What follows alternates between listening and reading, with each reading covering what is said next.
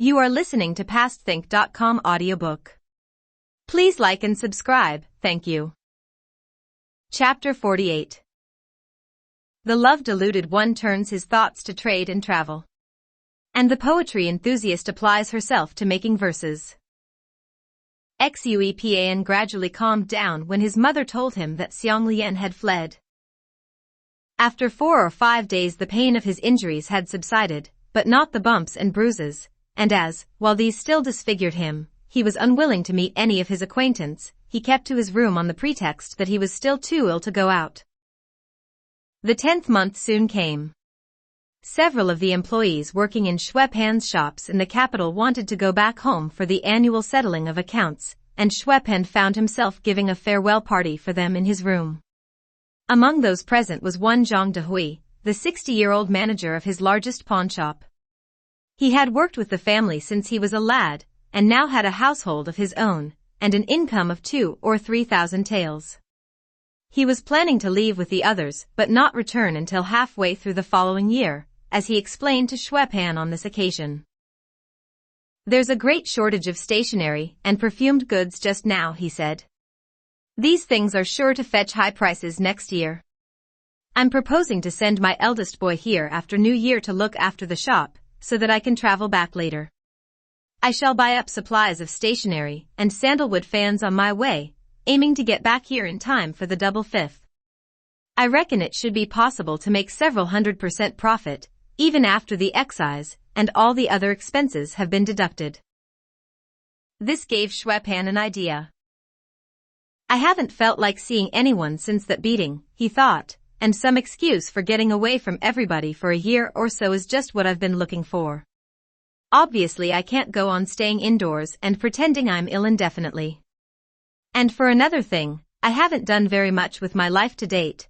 I'm neither a scholar nor a soldier, and though I call myself a merchant, I've never handled a pair of scales or an abacus in my life, not to mention the fact that I know nothing about the places and peoples of the empire or its roads and waterways. Why don't I get a bit of capital together and spend a year or so traveling around with Zhang Dehui? It won't matter much whether I make any money or not. The main thing is that it will get me away from my disgrace, and there is the added advantage that I shall be able to put in a bit of sightseeing as well. Having so decided, he waited until the other guests had gone and then, making himself as agreeable as he knew how, informed Zhang Dehui of his decision and asked him to delay his departure by a few days so that he would have time to prepare. That evening he told his mother. Aunt Xue's initial reaction was one of pleasure, but this quickly gave way to misgivings. It was not that she attached much importance to the loss of a little capital, she was concerned about the scrapes he might get into away from home. And so she ended up by refusing. I think you'd better stay here with me. I should worry less. After all, you don't need to make this money. It isn't as if you haven't got enough to spend. But Xueqin had made his mind up, and was not to be put off. You're always telling me how inexperienced I am, and how ignorant, and how unwilling to learn, yet now that I'm making a real effort to turn over a new leaf by standing on my own feet at last and learning a bit about the business, you won't let me. What do you want me to do? I'm not a girl, to be shut up at home all the time. You'll have to let me out some time or other. Besides, Zhang Dehui is an old, experienced person, and he's worked for our family all his life. If I'm with him, I don't see how anything can go wrong. Even if I did ever slip up, I'm sure he'd soon tell me off about it and put me right. And as he knows all there is to know about prices and so forth, I should naturally always consult him on business matters. You couldn't ask for better conditions, yet you won't let me go.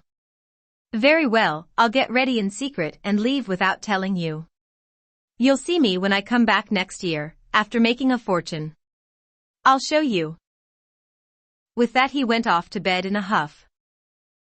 Aunt Xue discussed the matter with Bao Chai after he had gone. It's good that he should want to occupy himself with something serious at last, said Bao Chai. The trouble is, of course, that however fair-sounding his intentions may be now, once he's outside he may succumb to his old weaknesses again, and then it will be that much more difficult to control him. However, I suppose that is a risk one has to take. If he is really going to reform, then this experience may prove a lifelong blessing. If he is not, I don't see that there is very much left that you can do. After all, there is only so much one can do for another person, the rest must be left to heaven. Pan is a grown man now, Mama. If you maintain that he is too ignorant of the world to be allowed out into it, you are not going to make him any less ignorant by keeping him shut up indoors. And since he is being so reasonable for once, I should make up your mind that you are going to lose 800 or 900 taels, and hand it over to him to see how he manages. After all, he will have someone from our own business helping him, and they may well feel some compunction about cheating him, so it's by no means a foregone conclusion that he will lose it all. And for another thing, away from home there won't be those worthless companions of his to egg him on, nor, on the other hand, will he have anyone to fall back on if he gets into trouble. He will have to fend for himself, eat when he can and go hungry when he can't. And when it dawns on him that he is on his own, and has no one he can lean on, he may begin to behave a bit better. Surely it's worth trying? Aunt Xue pondered her daughter's words for some minutes. I think you are probably right, she said eventually. I certainly don't mind using up some of our money on the experiment. If he can learn a bit of sense from it, it will have been money well spent. Having thus concluded their discussion, the two of them went to bed. Next day Aunt Xue had Zhang Dehui invited round once more, and while he was being entertained by Xue Pan in the study, stationed herself in the loggia at the back and, addressing him through the window from this hidden vantage point, entrusted her boy, with many a fond and careful instruction, to his care. Zhang Dehui gave vigorous assurances of good intent, and having finished his meal, stood up and took his leave, stopping on his way out to add a few words to Xue Pan about arrangements for their departure. The almanac says the 14th is the best day for traveling. I should start packing and hiring mules straight away if I were you, Mr. Xue, so that we can make a start first thing on the 14th. Xue Pan, delighted at the prospect of getting away so soon, hastened to relay this to his mother.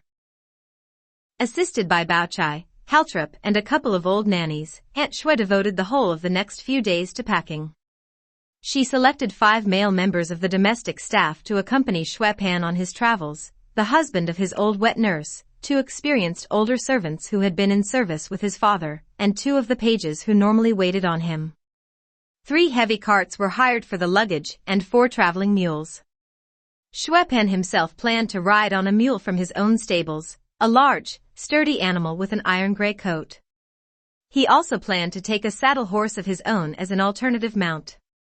When all other preparations had been completed, Aunt Xue and Bao Chai devoted the remaining evenings to exhortation and admonishment of the prospective traveler. On the 13th Xue Pan went to take leave of his Uncle Wang's family in the city, after which he went round the 2 mansions saying his goodbyes to the Jiaos. There was some talk of Cousin Zhen and 1 or 2 of the others seeing him off next day for a parting cup on the road, but whether or not anything came of it our narrative does not disclose.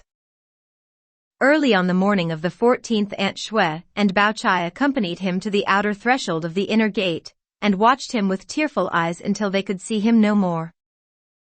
When Aunt Xue moved from Nanking to the capital, she had brought only 4 or 5 couples with her in addition to the handful of old nannies and young unmarried maids of her immediate household.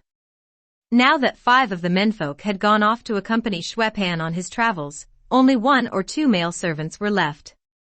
The very day that Xue Pan started on his journey, Aunt Xue went into his study, had all the small furniture, blinds, curtains and other movables carried out and stored in her own apartment, and ordered the wives of the absent menservants to move in with her to sleep. She also ordered Caltrip to tidy up Xue Pan's sleeping quarters, lock the door, and move into her apartment with the rest. But Mama, Bao Chai protested, you've already got all those others to keep you company. Why not let Caltrip move in with me? It gets lonely in the garden now that the nights are longer. Another companion to sit with me in the evenings when I am sewing would be very welcome. Of course, said Aunt Xue. I was forgetting. I should have thought of it myself. I was telling Pan only the other day, Apricot is so young and scatterbrained and Oriole on her own really isn't enough for you. We really ought to buy you another girl. Buying is all very well if you know what the girl is going to be like, said Bao Chai, but if you make a bad choice, then not only have you wasted your money, that's a small consideration, but you have a very great deal of trouble on your hands. If we are going to buy a girl, it would be much better to take our time over the inquiries, and not get one until we are quite sure about her background. She told Caltrip to get her bedding and toilet things together, and ordered Advent and one of the old nannies to carry them for her to Allspice Court. Then she and Caltrip went into the garden together. I was dying to ask the mistress if she would let me move in with you after Mr. Xue had gone, said Caltrip, but I was afraid she might think I only wanted to get into the garden to play. How wonderful that you should have asked her for me.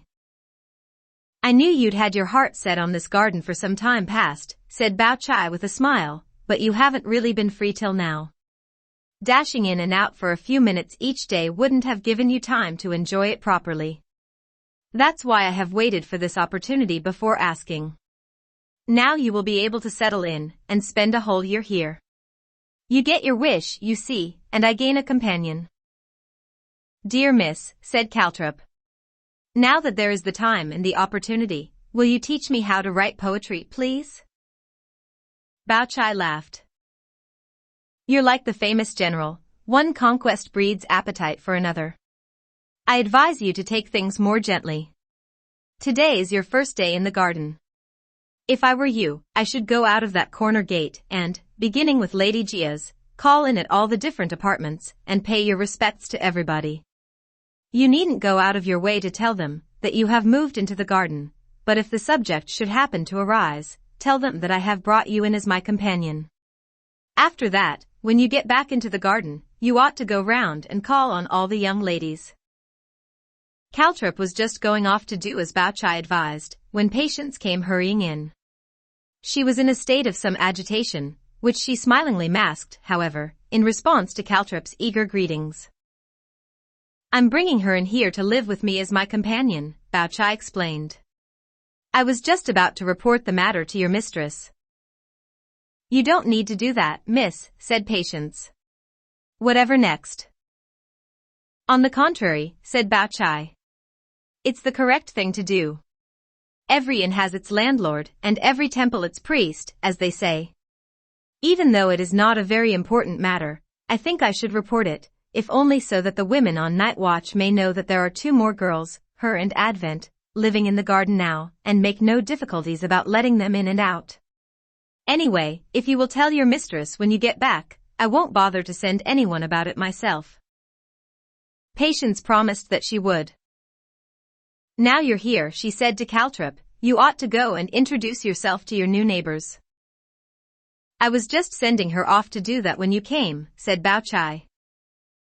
Well, you can leave us out, Patience told Caltrip. Mr. Lien is ill at home in bed. Caltrip murmured a reply and went off to make her calls, beginning with Grandmother Jia. As soon as she had gone, Patience seized Bao Chai's hand and asked her, in a low and urgent voice, whether she had heard their news. No, said Bao Chai. I've been so busy these last few days helping to get Pan off that I haven't heard anyone's news. I haven't even seen any of the girls during the past day or 2. Sir, she has beaten Mr. Lien so badly that he can hardly move. Do you mean to say you haven't even heard that? I heard something to that effect, said Bao Chai, but I didn't know whether to believe it or not. I'd been thinking of going to ask your mistress about it when you came in just now. What did he beat him for? It was that toad Jia Yuen's doing, said Patience bitterly. Horrible man. It was a bad day for this family when they got to know him. I don't know how much trouble he hasn't stirred up in the few years since first he came here. Last spring, sir, she saw some antique fans somewhere which so impressed him that when he got home and looked at his own collection he decided that they were all no good and at once sent everyone scouring around for some more. Now there was a certain poor, unlucky devil they call Stony, that's a nickname, of course. I don't know what his real name is, so hard up that he never had enough to eat, but who, it so happened, was the owner of a collection of 20 antique fans that he guarded very closely, not even allowing them to be taken out of his door. Mr. Lien had a terrible job even getting to see this man. In the end he did though, and eventually, after a great deal of persuasion, managed to get himself invited into the house to have a look at the fans. Mr. Lien said he was only allowed a glimpse of them even then, but he said you could see at once that they were the kind of fans that simply can't be had anywhere today. The fans' sticks were made of very special kinds of bamboo, naiads tears, black bamboo, fawnskin, and jadewood, and the paintings on them were all by old masters. When he told Saoirse about them, Saoirse said at once that come what may he must have them, and that Stoney could name his price. But Stoney didn't want a price, not if they offered him 1,000 taels a fan, he said. He said he would rather die of hunger and cold than sell them. There was nothing Saoirse could do about that, of course, except swear all the time at Mr. Lien for being incompetent. But I ask you, miss, Mr. Lien had already promised 500 taels cash down, and still old Stoney had refused, so what more was there he could do? The matter might have rested there if that black-hearted villain Cao Xueqin hadn't got to hear about it. He soon thought of a way. He made out that Stoney owed the government some money, had him hauled off to the yamen, and when he got there, told him they would have to distrain on his property to pay off the debt. Then he sent his officers round to Stoney's house, seized the fans, valued them at a government price, and sent them to Saoirse as a present. Bao Chai at once sent Oriole for the tablets and told her to bring 2 of them. I won't go and see your mistress now, under the circumstances, she said, when she handed them to Patience. Give her my regards though, won't you? Patience thanked her and left. Our story returns now to Caltrop. After dinner, by which time she had finished making her calls, while Bao Chai went to join Bao Yu and the others in Grandmother Jia's apartment, Caltrop went off on her own to visit the Naiad's house. Dai Yu was by this time well on the way to recovery. She seemed so delighted to hear that Caltrop had moved into the garden, that Caltrop felt emboldened to make her a request. Now that I'm here and have got more time to spare, do you think you could teach me to write poetry? It would be such a piece of luck for me if you would. You can make your kowtow and become my pupil if you like, said Dai Yu good-naturedly. I'm no expert myself, but I dare say I could teach you the rudiments. Would you really? Said Caltrop. Then I'll be your disciple. But you must promise not to get impatient with me. There's nothing in it really, said Dai Yu. There's really hardly anything to learn. In regulated verse there are always 4 couplets, the opening couplet, the developing couplet, the turning couplet, and the concluding couplet. In the 2 middle couplets, the developing and turning ones, you have to have tone contrast and parallelism.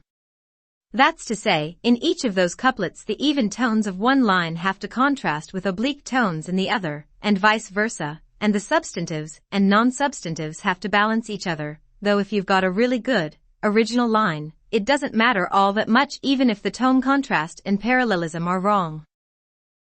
Ah, that explains it, said Caltrop, pleased. I've got an old poetry book that I look at once in a while when I can find the time, and I long ago noticed that in some of the poems the tone contrast is very strict, while in others it's not. Someone told me the rhyme. For 1, 3 and 5. You need not strive. But 2, 4 and 6. You must firmly fix. And at first that seemed to explain the exceptions. But then I found that in some old poems even the 2nd, 4th and 6th syllables seem to have the wrong tones, and I've been puzzling about it ever since. Now, from what you've just said, it sounds as if these rules really aren't important after all, that the most important thing is that the language should be original. You've hit it exactly, said Dai Yu. As a matter of fact, even the language isn't of primary importance. The really important things are the ideas that lie behind it. If the ideas behind it are genuine, there's no need to embellish the language for the poem to be a good one. That's what they mean when they talk about not letting the words harm the meaning. I love that couplet by Lu Yu, said Caltrop. Behind snug curtained doors the incense lingers. In well-worn concave patch the ground ink settles. That's genuine, isn't it? So vivid. Good gracious. You mustn't go reading that sort of stuff, said Dayu. It's only because of your lack of experience that you can think shallow stuff like that any good. Once you get stuck into that rut, you'll never get out of it. You do as I tell you. I've got the collected works of Wang Wei here. You take 100 of Wang Wei's pentasyllabic poems in regulated verse and read and reread them, carefully pondering what you read, until you are thoroughly familiar with them all. After that, read 100 or 2 of Du Fu's regulated verse heptasyllabics, and 100 or 2 of Li Bo's heptasyllabic quatrains. Then, with a firm foundation of those 3 poets inside you, if you go on to look at some of the earlier poets like Tao Yuanming, Xia Lingyun, Ruanji, Yu Xin, and Bao Zhao, with your quickness and intelligence you should have no difficulty in turning yourself into a fully fledged bard within less than a 12-month. In that case, said Caltrip excitedly, dear Miss Lin, would you please lend me that book you mentioned, so that I can take it back with me and study it before I go to bed? Dayu told Nightingale to fetch down the volume of regular pentasyllabics from the collected works of Wang Wei. Read the ones I've marked with red circles, she said, handing the book to Caltrip.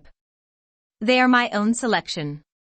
Just work your way through them gradually, taking each one as it comes.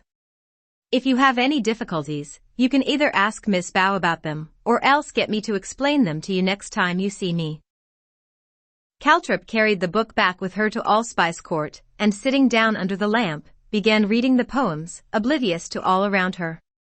Bao Chai made several attempts at making her go to bed, but in the end, impressed by such total absorption, gave up and left her alone. Next morning, just as Dayu had completed her toilet, a smiling Caltrip walked in, holding out the volume of Wang Wei and asking to exchange it for a volume of Du Fu's heptasyllabics. How many of them do you think you can remember? Dayu asked her. I've been through all the ones marked with red circles, said Caltrip. And do you think you have learnt anything from them? I think so, said Caltrip. Though I can't be sure. Perhaps you can tell me. Certainly, said Dayu. Discussion is what I was hoping for. It is the only way of making progress. Tell me what you think they have taught you. Well, said Caltrip, as I see it, poetry is very good at saying things which you can't exactly explain, but which leave a very vivid impression in your mind. Also, it often says things which at first seem illogical, but are quite logical and natural when you stop to think about them. That sounds very perceptive, said Dayu. What about giving an example or two of what you mean? Take that third couplet from his poem on the frontier, said Caltrip. Over a lone fire the straight smoke hangs. In the long river the round sun sets. Now how can smoke really be straight? And why the round sun? Of course the sun is round. Yet when you close the book and start thinking about those lines, the scene they describe is so vivid that it's almost as though you had been there. And if you ask yourself what other 2 words he could have used instead of straight and round, you realize that there aren't any. Then again, in a couplet from another of his poems. When the sun sets, the water whitens.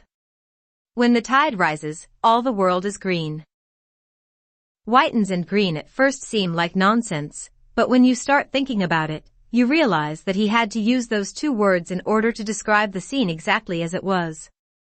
When you read those lines out loud, the flavor of them is so concentrated that it's as though you had an olive weighing several thousand caddies inside your mouth. And there's another couplet of his. Down by the ford the late sun lingers. Over the village a smoke thread climbs. Lingers and climbs, so simple, but so clever. I remember that year we came up to the capital we moored the boat one evening towards dusk in a very lonely stretch of country, with only a few trees on the bank, and a few houses far away in the distance from which the blue smoke of peasants cooking their evening meal was rising high, high into the clouds. When I read this couplet last night, it suddenly took me back to that very spot. Bao Yu and Tanchun had come in while she was talking and quietly sat down to listen. Bao Yu was impressed. To judge by what you've just said, you don't need to read any more poetry. The Emperor Jianwen once remarked that appreciation needs not to seek far afield. From your discussion of that last couplet, I should say that you have already reached the samadhi.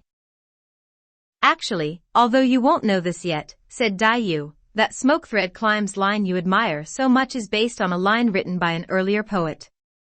If I show it to you, I think you will agree that it is even more austerely effective than Wang Wei's line. She took down a copy of Tao Yuanming's works, hunted out the couplet she had in mind, and handed it to her to look at. Half lost in haze the distant haunts of men, whose dawdling smoke the unseen hamlet marks. Caltrip read it and nodded approvingly. Yes, I see. He got the idea 4 climes from the dawdling of this earlier line. Bao Yu laughed delightedly. Perfect. You must end your discussion there. If you go on any longer, you'll begin unlearning what you've already discovered. You can start writing poetry yourself now, straight away. It's sure to be good. I can see I shall soon be writing an invitation asking you to join our poetry club, said Tan Chun smilingly. Don't make fun of me, Miss Tan, said Caltrip.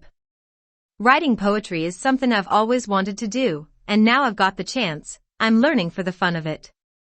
I don't expect I shall ever be any good. Good heavens. We only write for the fun of it ourselves, said Tan Chun.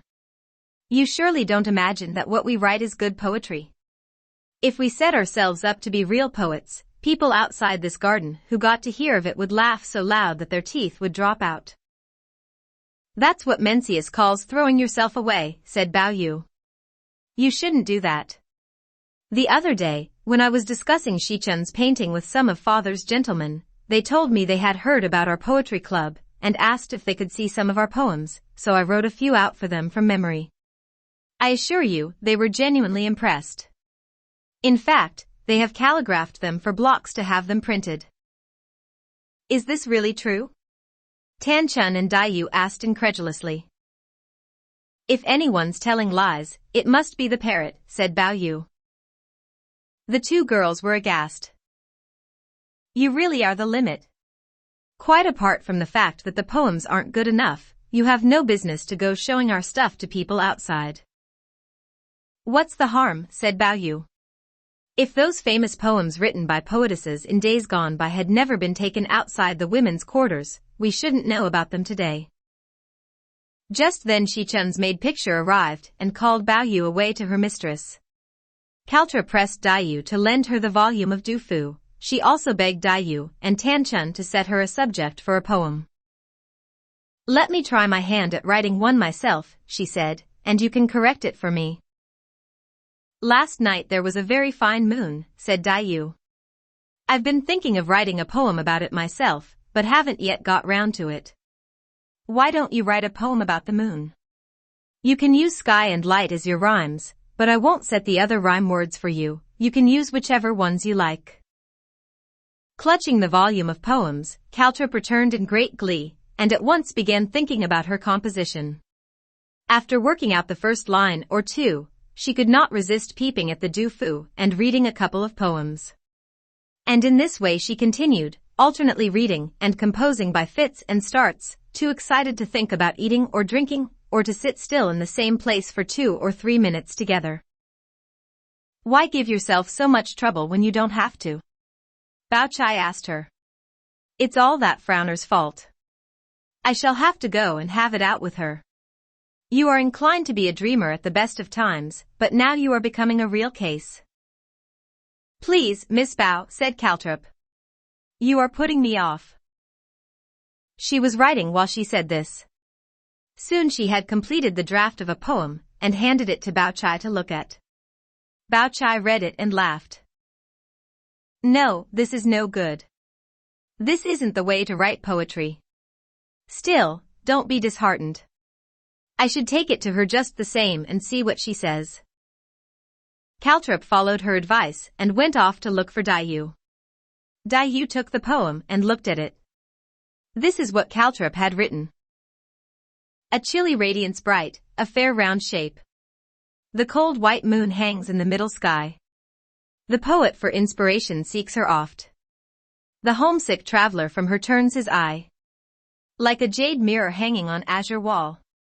Like disk of jade suspended from on high. No need for lamps on such a glorious night, when every beam and post is bathed in light. Yu smiled. You've certainly got some ideas there, but the words you've expressed them in somehow don't hang together properly. It's because you haven't read enough poetry yet. It looks to me as if you've got rather stuck with this poem. If I were you, I'd abandon it altogether, and begin another one. Let yourself go a bit more this time. Caltrip returned in silence. This time she did not even go indoors, but remained outside among the trees at the water's edge, to the considerable mystification of those who passed by and saw her, sitting on a rock meditating, or squatting on her heels in order to scratch characters on the ground. Li Wan, Bao Chai, Tan Chun and Bao Yu, hearing of this interesting sight, stood on a little hillock some distance away from her, and watched with amusement. Bao Chai insisted that Caltrip had gone mad. You should have heard her last night. She was muttering away to herself until 4 or 5 in the morning.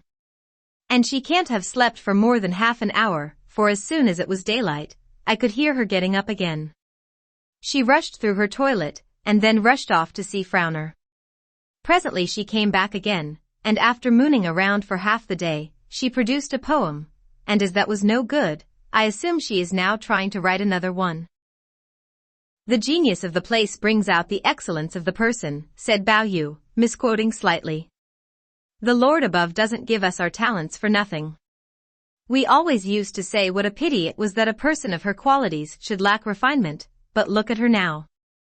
It proves there is some justice in the world. If only you had her powers of concentration, said Bao Chai, you might study to some purpose.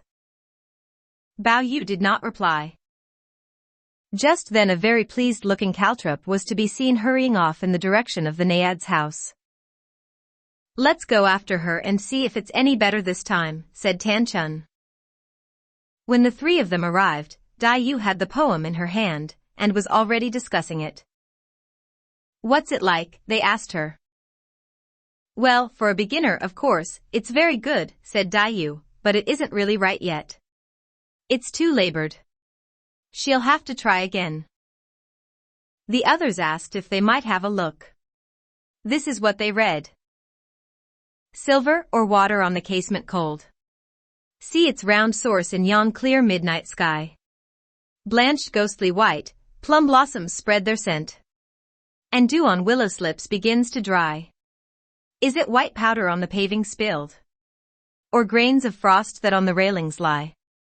I wake to find no other soul in sight, but that still face which through the blind sheds light. It's not much like a poem about the moon, said Bao Chai, but if you altered the title to Moonlight, it would fit rather well. Look at these lines, each of them is not about the moon, it's about moonlight. Well, all poetry is only a lot of nonsense. I should leave it for a few days, Caltrip, if I were you. There's no hurry. But Caltrip, though she had truly believed that this second poem was a minor masterpiece, and was extremely dashed by its rejection, was most unwilling to give up. She wanted to begin thinking about her next poem straight away, and as she found the talk and laughter of the cousins distracting, she went out to where the bamboos began, at the foot of the terrace. There she gave herself up to cogitation of such fierce intensity that she became totally oblivious to all sights and sounds around her, and when Tan Chun jokingly called to her through the window to call it a day, she merely looked up with a somewhat dazed expression, and replied that day didn't rhyme. The rhyme word she was using was sky. The others, hearing this, all burst out laughing. The girl's got poetry mania, said Bao Chai. This is all Frowner's doing. Nonsense, said Yu. The sage tells us that we should be tireless in teaching others. She came and asked me for help. How could I possibly refuse her? Let's take her to Shichun's place, and get her to look at the painting, said Li Wan. Perhaps it will take her mind off poetry for a bit. She went outside, the others following, and taking Caltrip by the hand, led her to the spring and winter room of Lotus Pavilion, where they found Shichun, fatigued by her labors, lying on the couch taking an afternoon nap.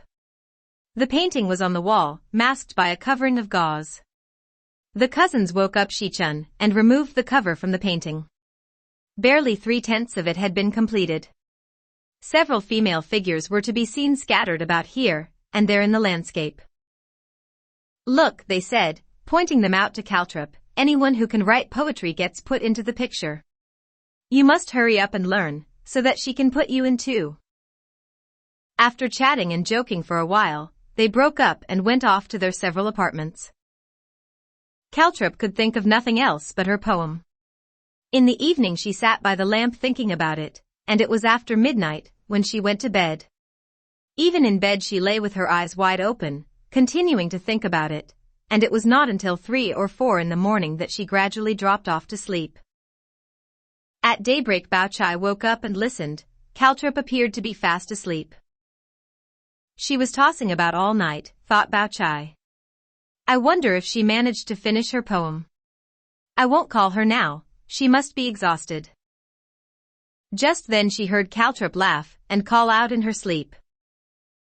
Ha! Got it? Let her try saying that this one isn't any good. Bao Chai was both touched and amused. What have you got? She asked, quickly waking her.